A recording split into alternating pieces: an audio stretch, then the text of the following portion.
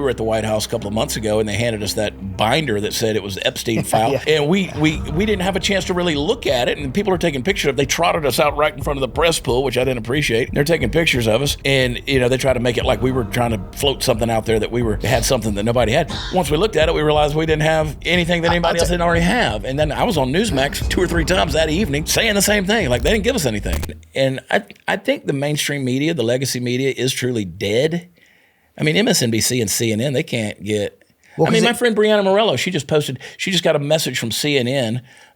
Here they are, they're lobbing bombs into Qatar, and they sent her a message that said, "We noticed that Elon Musk unfollowed you on X. Would you like to make a comment about that?" And she's like, "Really? That's your news today? Yeah. That's what you're concerned with?" So they don't live on the same planet. Because journalism is dead, right? It's been dead for a long time because there's no such thing. So I went to the University of Georgia with the goal of going to their broadcast journalism school when I went. Mm-hmm. And one of the things I learned there is something that we just don't have anymore, and that's journalistic objectivity. And when you read a news story or watch a news story, if the person telling the story, at the end of it, you know their opinion on the matter, that's not journalism. Right, because journalism is investigation. You don't know what you're going to end up. You're just investigating, and you're revealing that investigation. In legacy media or mainstream media right now, they already know, they have their point. They're activists. Yeah. They're activists. And now we go in there and watch what's his name, Scott Jennings on CNN, try to own the left. Everybody's working for a soundbite. Yeah. Everybody's trying to get a thing. And you've been to the White House. You know how the press pool hangs out there out back, the area they call sticks, because there's always a camera going. Somebody's always talking. And now, they used to put a lid on it at 2 in the afternoon when Joe Biden was in office. I mean, he worked from 11 till 2, if you wouldn't even call that working. I mean, they had to pull his tongue off of a window, whichever one he was licking, get him out of the basement and trot him out there in front of a microphone where he couldn't even read the damn teleprompter. Change his diaper, give him ice cream cone, and put him back in front of the camera. Wake him up. He's like, "Who am I?" Give him a shot of something. Let him go. Now Trump, these people, you see the clips, they're running to the press room. And I've been invited numerous times to the White House now. I was just with Carolyn Levitt a couple of weeks ago up there. They're letting people like you and me go in and ask the questions. Well, I don't know. I haven't announced this yet. I think we've put it out in a newsletter, but on the show we have Richie McGinnis. Yeah. Richie McGinnis is he led the Daily Caller for Tucker Carlson, and so we just hired him. He's a White House. Oh, cool. He's the Resilient Show White House press correspondent. That's awesome. So he's there every day at the White House and in DC interviewing people, and gonna be and so once a week I'll meet up with them on a Zoom, and he'll debrief me for the week, and we're putting that information out. Yeah, I'm fortunate enough to get, I get that. Somebody said the other day, the White House is sending out talking points to influencers. I hate that phrase. But I get an email every day from the White House that says, okay, this is what we're working on. This is what we're doing. It's not, this is what we need you to report on. Right. This is what we need you to tell your audience. This is our agenda. This is what we're doing, and I like that. They should be doing that. Yeah, they got us in a lot of trouble. It's called transparency. They got a number of us in trouble. We were at the White House a couple of months ago, and they handed us that binder that said it was Epstein file, and we didn't have a chance to really look at it. And people are taking pictures of it. They trotted us out right in front of the press pool, which I didn't appreciate. Yeah. And they're taking pictures of us, and they try to make it like we were trying to float something out there that had something that nobody had. Once we looked at it, we realized we didn't have anything that anybody else didn't already have. And then I was on Newsmax 2 or 3 times that evening saying the same thing, like they didn't give us anything. Yeah, the damage was done there. I love the administration. But I've loved something, I'll call it out, and that's been my big disappointment.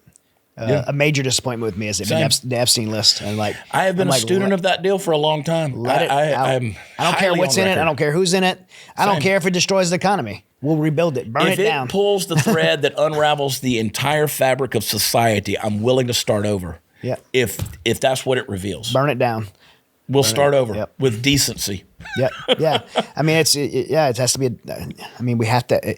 And by the way, you and I aren't the only one. The American people across the board want it or demanding it, and it's and we deserve it. We deserve to know who's on that list and what happened. Yeah. Who Jeffrey Epstein was. And you can go back, back when I was at the Blaze, we did a lot of deep dive investigations. I probably know more about Jeffrey Epstein and his life and lifestyle and the things he was doing than the average person that's out there, because we did a lot of investigations on that. Yeah. We scoured through tons of transcripts and manuscripts and things like that.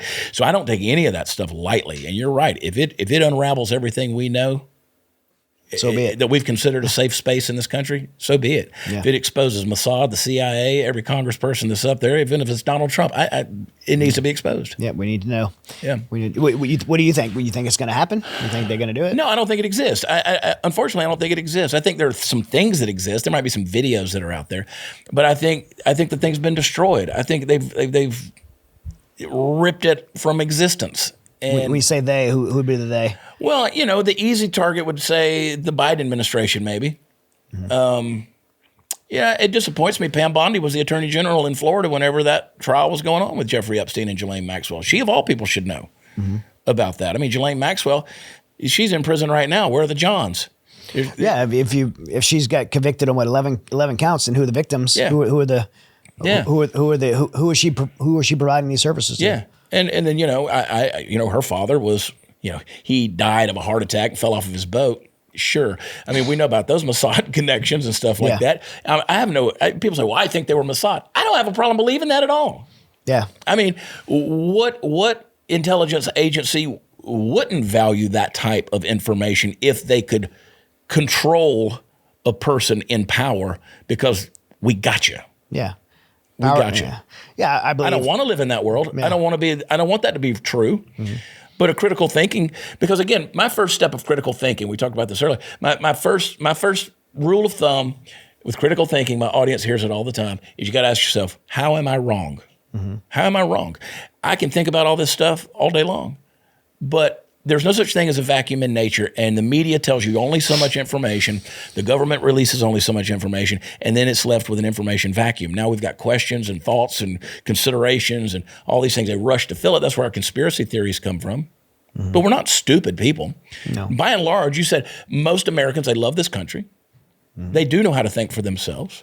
We got this guy that killed the senators and their spouses, or shot the senators and their spouses up there in Minnesota, and they don't want to release that guy's manifesto. So now everybody's got to be at each other's throat on social media trying to speculate over what in the world happened. Yeah. Happened with the Covenant School shooting in Nashville. I want to release the manifesto. Release the damn manifesto. Yeah. Let us come to our own conclusions on this thing. But you guys are trying to control the narrative, and you brainwash everybody with stuff like very fine people on both sides, and you take that out of context. Now people have been brainwashed with that soundbite. You've already formed the narrative that's backing an agenda, and then later on they'll reveal it. Well, it's too late because the damage has been done. Yeah, and everybody's brainwashed from it. And you got a population that doesn't trust their government. I don't. Right. Because I don't trust them because of those things. Yeah, that's exactly right. I mean, whose bag of cocaine was it? Who beat up Paul Pelosi in his house? Yeah. What happened to monkeypox? They shut us down. Over 9,000 protocols connected with the flu that came from China. We weren't allowed to talk about that. We weren't allowed to talk about the horse pace. We were vilified and kicked off of social media for that, demonetized, deplatformed. Then they're going to trot out something because they were losing control. They realized nobody had the flu in 4 years, and they said, well, let's roll out monkeypox. They said, well, what's the protocol for that? It's like, we can't rub your genitals on another human being. We're like, F you. This is America. We put our genitals where we want to. Look at our pride parades. We got so many genitals in this country. We're arguing for our right to cut them off, And so, but all this stuff out there, and it's all backed by big pharma, big government, mm-hmm. The bureaucrats. We're ruled not by our elected officials. We're ruled by the 4 million unelected bureaucrats that are up there that God only knows how they got the job, and you can't get them out of there with dynamite. So here we are, everything's been tyrannized, from the media to medicine to you name it, the courts. It's crazy. Yeah. And here we are. We're just trying to, at the end of the day, I want to live the best life I can. I want to make as much money as I can. I want to bless my kids. I want to sit there one day and drink a beer sitting on my back porch and look at the sun go down over the water while my grandkids are playing in the front yard. And I'd like to keep as much of that money as possible, too, without the IRS being, doing their Gestapo tactics.